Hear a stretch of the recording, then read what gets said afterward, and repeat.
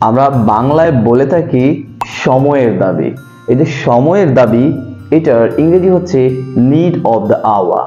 Need of the hour. যেমন ধরেন আমি বললাম যে সে সম্মানিত হবে, এটা শুধু সময়ের দাবি, তাহলে he will be respected, it is just need of the hour. It is just need of the hour.